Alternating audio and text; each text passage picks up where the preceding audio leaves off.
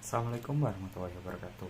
Perkenalkan, nama saya Muhammad Umdatus Salik dari Fakultas Teknik Prodi Teknik Kimia Universitas Negeri Semarang.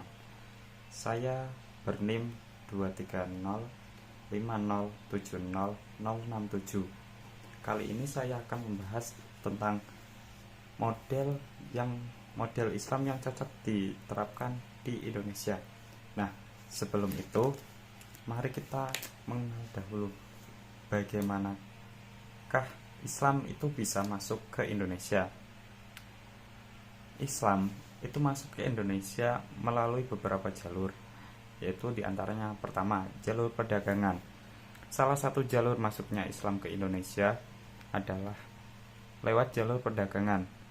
Para pedagang dari berbagai penjuru dunia berbondong-bondong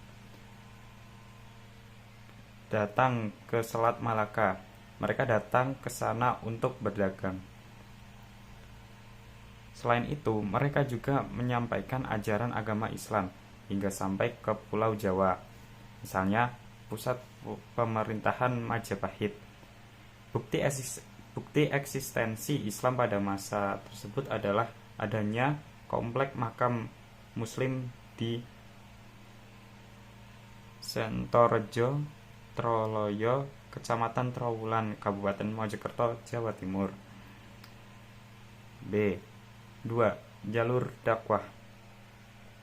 Kemunculan mubalik, guru agama Islam dan para wali di berbagai tempat menjadi salah satu faktor berkembangnya Islam di Indonesia, misalnya Jawa. Penyiaran Islam dilakukan oleh para wali atau biasa disebut wali songo. 3. Jalur perkawinan. Jalur masuknya Islam selanjutnya adalah jalur perkawinan atau pernikahan. Melalui pernikahan yang terjadi di antara wanita setempat seperti Pakojan dan para pedagang Islam dari Persia, Arab, dan Gujarat menjadi salah satu awal berkembangnya Islam di Indonesia. Nah, yang keempat itu jalur kesenian. Penyebaran Islam melalui sarana seni disesuaikan dengan kondisi pada saat itu. Pada masa itu, kebudayaan pra-Islam masih sangat kuat dan membangkitkan semangat misionaris menggunakan seni berbagai sarana menyebarkan agama Islam.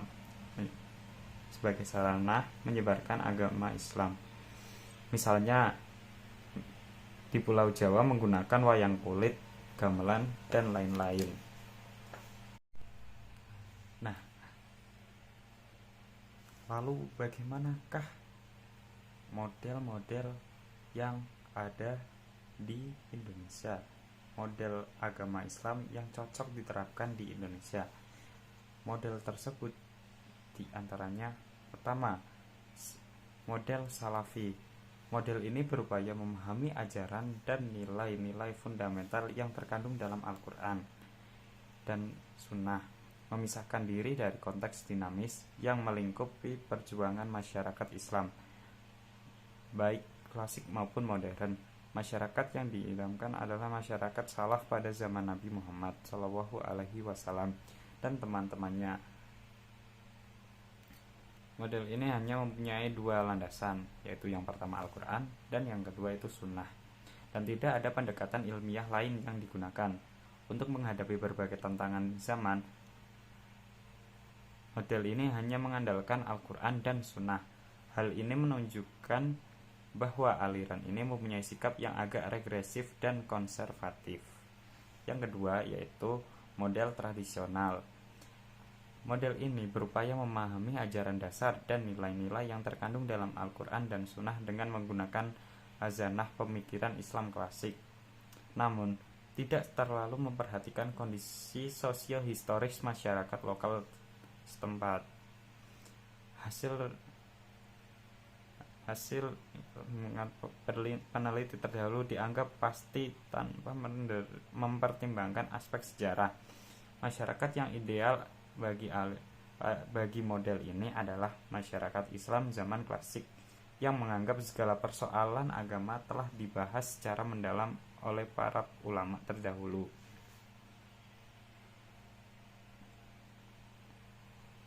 Mereka mengandalkan ijtihad untuk memecahkan masalah-masalah yang berkaitan dengan ketuhanan, kemanusiaan, dan masyarakat. Kitab Kuning menjadi acuan utama aliran ini. Aliran ini menonjolkan sifat tradisional dan religiusnya. Tradisi diwujudkan dalam sikap, cara berpikir, dan tindakan yang tetap berpegang pada nilai, norma, dan adat istiadat yang diwariskan secara turun-temurun, serta tidak mudah dipengaruhi oleh situasi dan kondisi perubahan sosial historis masyarakat zaman. Ciri-ciri madhabi dari model ini terungkap dalam kecenderungan mengikuti aliran, konsep atau doktrin yang dianggap relatif tua di masa lalu.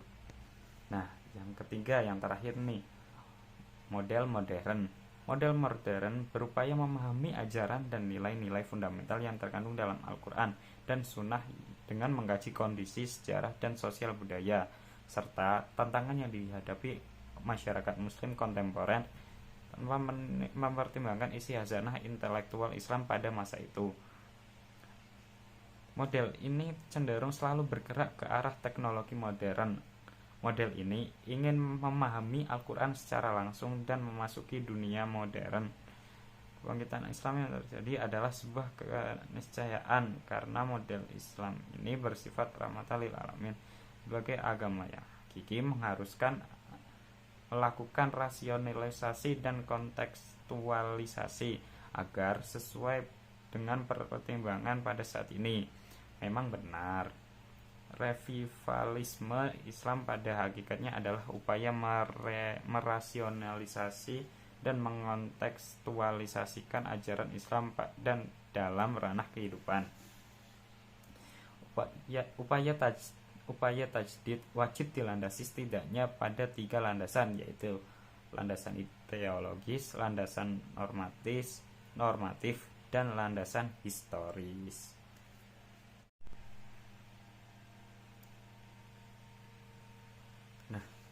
Dari model-model tersebut, menurut saya model yang paling tepat untuk diterapkan di Indonesia adalah model Islam modern, karena ada beberapa faktor yang membuat model tersebut cocok diaplikasikan di Indonesia. Faktornya antara lain yaitu yang pertama, masyarakat pluralis. Indonesia terkenal dengan naskah budaya dan agama yang beragam. Model pluralisme dan toleransi agama Islam dapat membantu menjaga keharmonisan dalam masyarakat majmuk ini. Yang kedua yaitu pertumbuhan ekonomi. Prinsip-prinsip keuangan Islam modern selaras dengan tujuan pembangunan ekonomi di Indonesia, memberikan pertumbuhan ekonomi dan peluang investasi yang berkelanjutan dan beretika. Yang ketiga yaitu nilai-nilai demokrasi. Model Islam modern dapat disesuaikan dengan sistem demokrasi Indonesia yang mengedepankan keadilan dan partisipasi sosial dengan tetap menghormati prinsip-prinsip Islam. Yang keempat yaitu pendidikan dan penelitian. Meningkatnya seminar di Indonesia terhadap studi Islam dan model Islam modern dapat berkontribusi terhadap kemajuan pendidikan dan penelitian di tanah air. Dan yang terakhir yaitu perspektif keseluruhan. Model Islam modern memungkinkan Indonesia untuk terlibat secara lebih efektif dengan komunitas muslim global serta dalam perdagangan, keuangan, dan diplomasi internasional. Lalu, bagaimanakah implementasi dari model Islam modern tersebut? Yaitu salah satu diantaranya adalah dibangunnya pondok pesantren yang modern, karena di pondok tersebut tidak hanya mengajarkan kitab-kitab klasik seperti kitab kuning, itu juga mengajarkan ilmu-ilmu umum yang mampu menunjang pengetahuan dari santri-santri pondok pesantren modern tersebut. Nah, itulah video penjelasan model-model Islam yang cocok diterapkan di Indonesia. Mohon maaf apabila ada salah dalam bertutur kata. Terima kasih. Wassalamualaikum warahmatullahi wabarakatuh.